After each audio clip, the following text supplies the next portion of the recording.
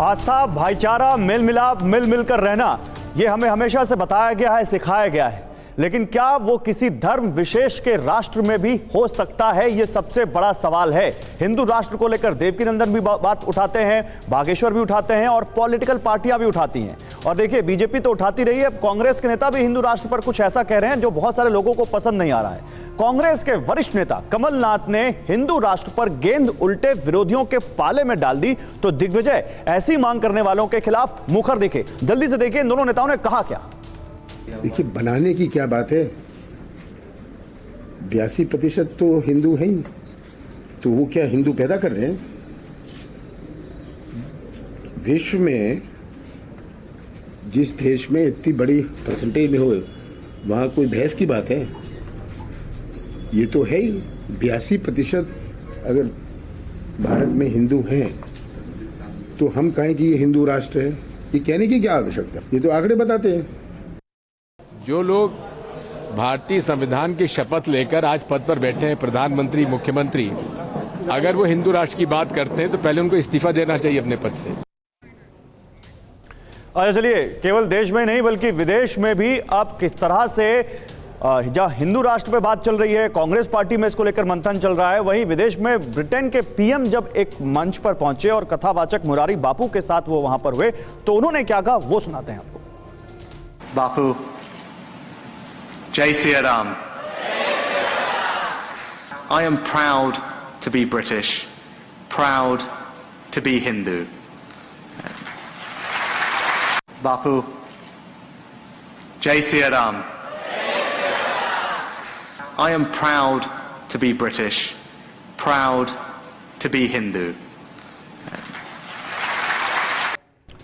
चलिए, ये सब बातें हैं और पॉलिटिकल बातें हैं, लेकिन मैं सीधे देवकीनंदन महाराज के पास जाऊंगा। देवकीनंदन महाराज, ये तो ठीक है, बीजेपी हिंदू राष्ट्र को लेकर बीजेपी के तमाम नेताओं ने तमाम बातें की, अब तो कांग्रेस में भी इसको लेकर बात होने लग गई। मैं इस पर फंसूंगा ही नहीं।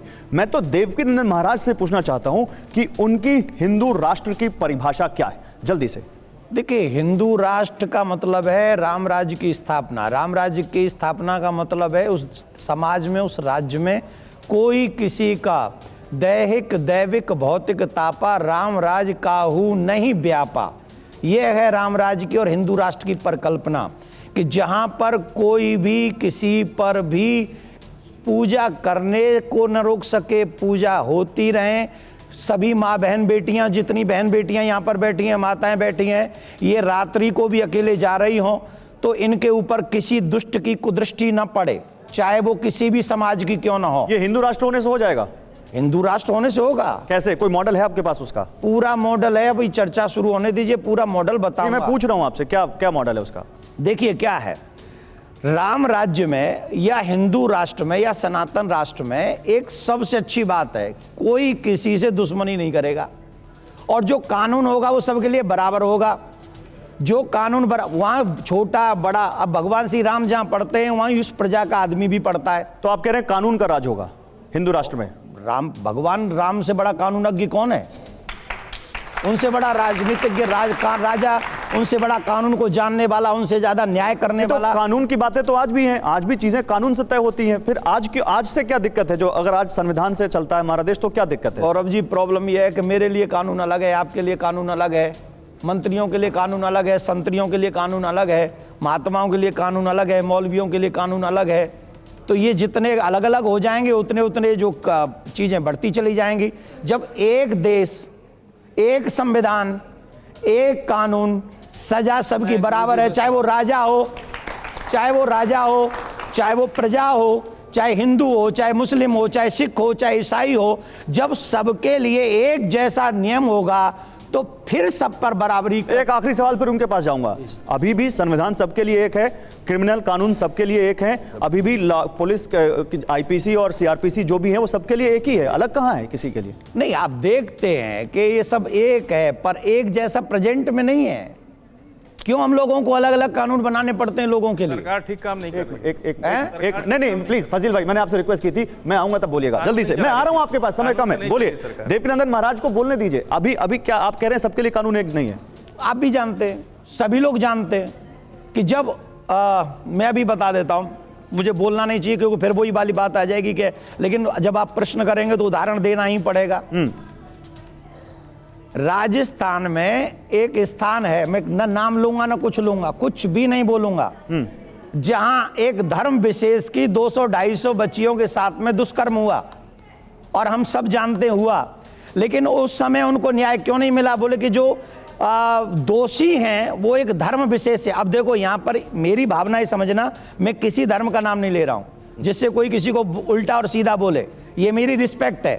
तो क्योंकि अगर हम उस बात को उठा देंगे तो यहां पर सामाजिक दंगे हो जाएंगे, इसलिए 250 बच्चियों के रेप को दबा दिया जाए और उन्हें कहा जाए कि नहीं तुम चुप रहो, ऐसा कुछ भी नहीं हुआ। लोग जेल में थे। मुमताज, एक मिनट फजील भाई, आप बीच में आ रहा हूं, आपको बोलने का मौका। अरे सर, आप काट दीजिएगा अगर वो देखिए, आप मानते इसी हैं ना? तू में समय चला जाएगा, आपको बोलने का मौका दूंगा, आप वो काट दीजिएगा उनको। मैं आपकी बात पूरी हो गई, मेरी बात पूरी हो गई, और इसीलिए हाँ। जो हमारा राम राज्य है, राम राज्य में कोई धर्म विशेष की बात नहीं है। राम राज्य का मतलब है सर्वे भवन्तु सुखिनः सर्वे सन्तु निरामया, सब सुखी रहे, सब आनंद में रहे। एक मेरा सवाल, फिर दिक्कत क्या है? कह रहे हैं सबका सम्मान होगा, सबको होगा। नहीं, मैं यही कह रहा हूं कि सबसे पहले तो इन्हें तो इस्लामिक राष्ट्र नेपाल, में एक मिनट जरा से रुक इस्लामिक जाइए, एक मिनट रुक जाइए जरा से। सर उनको बोलने दीजिए। अभी तो आप फोटो खिंचवा रहे थे, एक मिनट, रुक जाइए बोलने जरा, तो बाद में कर नहीं, लीजिएगा। एक minute please don't be personal. ऐसा है, अरे आप भी नहीं, मैं क्या कर रहा हूं, सबसे पहले आपको चाहिए कि नेपाल जो दुनिया का वाहिद जो है हिंदू राष्ट्र था, वो क्यों खत्म हुआ, पहले उसकी स्टडी करनी चाहिए, नंबर 1। नंबर 2 ये कि आप बहुत अच्छी बात करते हैं, मैंने कहा वाकई मैं आपको पसंद करता हूं कि आप अच्छी बातें करते हैं जब कथा करते हैं, क्योंकि आपका अध्यात्म जो है वो जुड़ता है परमेश्वर से। आप हिंदू राष्ट्र की जब बात कर रहे हैं, 9 साल से यहाँ मोदी जी की सरकार है, 2017 से यूपी में योगी जी की सरकार है, अयोध्या में अब भव्य राम मंदिर भी बन गया है। इसके बावजूद सिर्फ उत्तर प्रदेश की बात ले लीजिए, जो हिंदुस्तान का सबसे बड़ा सूबा है, वहां बलात्कार क्यों नहीं रुक रहा है? क्या मंदिर जब इतना भव्य बन रहा है और वहां दर्शन के लिए भी टूटे पड़ रहे हैं लोग, तो ये जो बलात्कार है, ये जो महिलाओं के साथ अत्याचार हो रहा है, ये जो मर्डर रोज हो रहे हैं, ये क्यों नहीं रुक रहा है? हमें ये जवाब ठीक है, एक बार देवनंदन जी जवाब दीजिए, उसके बाद मैं दूसरा सवाल दूंगा। मैं इनको जवाब दे देता हूं। मुझे जो लगता है कि ये जो बलात्कार, रेप, हमारी बच्चियां सुरक्षित, इसके पीछे कोई भी देश का नेता इनको रोक नहीं सकता। कब तक नहीं रोक सकता? जब तक एजुकेशन सिस्टम सबके लिए बराबर न हो जाए। Very good. आप एक बात समझ लीजिए, जब तक बच्चों को बचपन से ये चीजें न सिखाई जाएं कि ये रिस्पेक्ट का मामला है।